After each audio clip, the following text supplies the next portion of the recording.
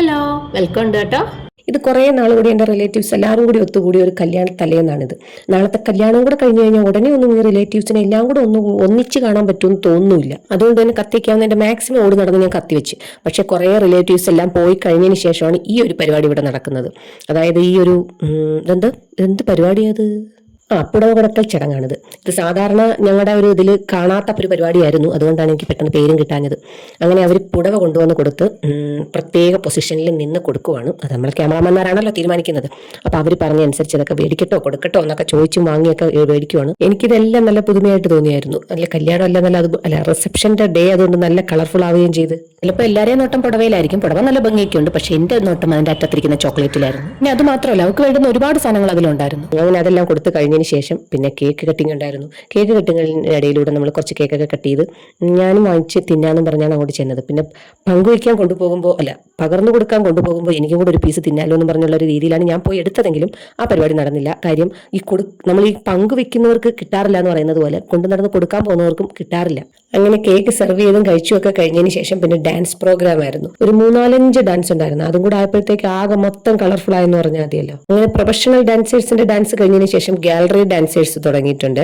അങ്ങനെ അതും ഒക്കെ ആയിട്ട് ആകെ മൊത്തം ഒരു രസം തന്നെയായിരുന്നു. അത് മാത്രമല്ല, അത് കഴിഞ്ഞപ്പോൾ നമ്മൾ കുട്ടിപ്പട്ടാളങ്ങൾ ഇറങ്ങിയിട്ടുണ്ടായിരുന്നു. അവരുടെ ഡാൻസിനെ കുറിച്ച് പറയാനാണെങ്കിൽ അവർ പ്രാക്ടീസ് ചെയ്തതിന് ഡാൻസിനേക്കാൾ സൂപ്പർ ആയിരുന്നു അവരുടെ സ്പോർട്ട് ഡാൻസ് എന്ന് പറയുന്നത്. ഇതൊക്കെ ആസ്വദിച്ച് എന്റെ ഫ്രണ്ട് നിരയിൽ ഇരിപ്പുണ്ടെങ്കിലും പിന്നീടാണ് ഞങ്ങൾ ചതി മനസ്സിലാക്കിയത്. ഇവിടെ ഇങ്ങനെ വെറുതെ ഇരുന്ന സമയത്ത് പോയി ചെയ്താൽ മതിയായിരുന്നു.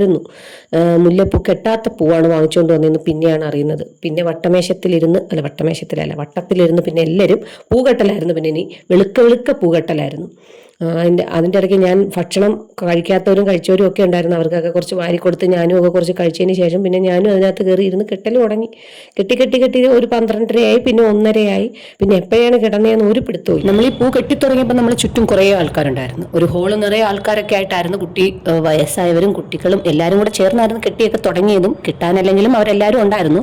കെട്ടി കുറേയൊക്കെ കഴിഞ്ഞപ്പോഴത്തേക്ക് പിന്നെ ഇവരാരെയും കാണുന്നില്ല. കാര്യം ഒരു 12 മണിയൊക്കെ ആയപ്പോഴത്തേക്ക് എല്ലാവരും എണീറ്റ് പോയിട്ടുണ്ടായിരുന്നു. പിന്നെ പോയവരൊക്കെ പകുതി കിടന്ന് ഉറങ്ങുന്നുണ്ടായിരുന്നു. പകുതിയല്ല, ഫുള്ളായിട്ടും കിടന്ന് ഉറങ്ങുന്നുണ്ടായിരുന്നു. അവസാനം ബാല്യം കിടന്നവരും വാർദ്ധക്യം കിടന്നവരെയും പിന്നെ കണ്ടില്ല. പിന്നെ യുവജനങ്ങൾ കുറച്ച് പേര് ബാക്കിയുള്ളത് ഫിനിഷ് ചെയ്തിട്ട് രാവിലെ ആയപ്പോൾ ഞാൻ ഓടിപ്പോകുന്നത് എന്തിനാന്ന് പറഞ്ഞാൽ കെട്ടി നമ്മൾ പുറത്താണ് വെച്ചിരുന്നത്. അത് പട്ടിയോ വേറെ വല്ലവരോ അടിച്ചോണ്ട് പോയോ എന്നറിയാനാണ് ഞാൻ രാവിലെ ഉറക്കം എണീറ്റ് ആദ്യം പോയി നോക്കിയത്. പൂ കിട്ടിയിട്ട് പൂവെല്ലാം അവിടെ ഉണ്ടോ എന്നായിരുന്നു. എന്തായാലും ആരും ഒന്നും എടുത്തോണ്ട് പോയിട്ടില്ല. പട്ടിയും എടുത്തിട്ടില്ല, മനുഷ്യരും എടുത്തിട്ടില്ല. എല്ലാം അവിടെ തന്നെ ഉണ്ടായിരുന്നു. ഇത് നമ്മുടെ കൂട്ടത്തിലുള്ള ഒരു ചേച്ചിയുടെ ഐഡിയ ആയിരുന്നു. കിട്ടിയതിന് ശേഷം നമ്മൾ കെട്ടിപ്പൂട്ടി വെക്കുന്നതിനേക്കാളും നല്ലത് ഇങ്ങനെ പുറത്തിങ്ങനെ അഴിച്ചിങ്ങനെ വെച്ചിരുന്നാൽ അത് ഫ്രഷ് ആയിട്ട് തന്നെ ഇരിക്കുമെന്ന്. അതുകൊണ്ടാണ് നമ്മളിതിങ്ങനെ, എനിക്ക് പേടിയുണ്ടായിരുന്നു എന്നാലും ഞങ്ങൾ അങ്ങനെ വെച്ചിരുന്നത്. കാര്യം പട്ടിയുടെ ശല്യം നല്ലപോലെ ഉണ്ടായിരുന്നു. അപ്പോൾ പട്ടിയെങ്ങാനും എടുത്തുകൊണ്ട് പോവോ, കടിച്ചു പറിച്ച് കളഞ്ഞാൽ നമ്മുടെ അധ്വാനം വെറുതെ ആവത്തില്ലേ. എന്തായാലും നേരം വെളുത്ത് വരുന്നതേ ഉള്ളൂ. ഒരുങ്ങാനെല്ലാം സമയമുള്ളത് കൊണ്ട് ഞാൻ വിചാരിച്ചു കുറച്ച് പ്രകൃതി സൗന്ദര്യം ആസ്വദിച്ച് പല്ല് തേക്കാന്ന്. കാര്യം ഇതെൻ്റെ ബാല്യകാല വീടാണ് കേട്ടോ. ഞാൻ എൻ്റെ കുട്ടിക്കാലത്ത് വെക്കേഷൻ മൊത്തം വന്ന് നിൽക്കുന്നത് ഇവിടെ ആയിരുന്നു.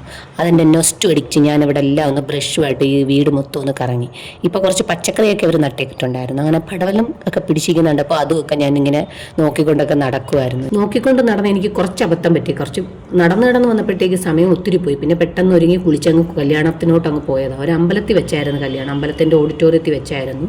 അങ്ങനെ ഞങ്ങൾ നേരെ സമയമൊന്നും ഇല്ലായിരുന്നത് കൊണ്ട് ഞാൻ വേറെ ഷൂട്ടിങ് ഒരുങ്ങിയതും പിന്നെ ഒന്നും ഷൂട്ട് ചെയ്യാനുള്ള സമയമില്ലായിരുന്നു. എന്തൊക്കെയോ കാണിച്ചു കൂട്ടി. പിന്നെ അതുപോലെ ഈ മുല്ലപ്പൂ എപ്പോഴും വയ്ക്കുമ്പോൾ എനിക്ക് പ്രശ്നമൊന്നും ഇല്ലെങ്കിലും ചില സമയത്തൊക്കെ വയ്ക്കുമ്പോൾ എനിക്ക് മൈഗ്രെയിൻ്റെ പ്രശ്നമുള്ളതുകൊണ്ട് തലവേദന കടുത്ത് വരും. ആദ്യം ഒന്നും രാവിലെ ഒന്നും ഒരു പ്രശ്നമില്ലായിരുന്നു. പിന്നെ അതങ്ങ് തലവേദന കൂടി വന്ന് അങ്ങനെ ആകെ മൊത്തം മൂഡ് പോയതുകൊണ്ട് പിന്നെ ഫോട്ടോഷൂട്ടിന് ഒന്നും നിന്നില്ല. പിന്നെ അത് മാത്രമല്ല കേട്ടോ, ഫോട്ടോഷൂട്ടിന് നിൽക്കാനിൻ്റെ ഒരു കാരണം കൂടെ ഉണ്ട്. ഞാൻ ഒരു ഫോട്ടോ എടുത്ത് നോക്കിയപ്പോഴത്തേക്കും എനിക്ക് അങ്ങോട്ട് ഇഷ്ടപ്പെട്ടില്ല കേട്ടോ. വേറൊന്നും കൊണ്ടല്ല, ഞാനിപ്പോൾ വല്ലാണ്ട് അങ്ങ് വണ്ണം വെക്കുന്നുണ്ട്. വേറൊന്നും കൊണ്ട് അതിന് കാരണമുണ്ട്.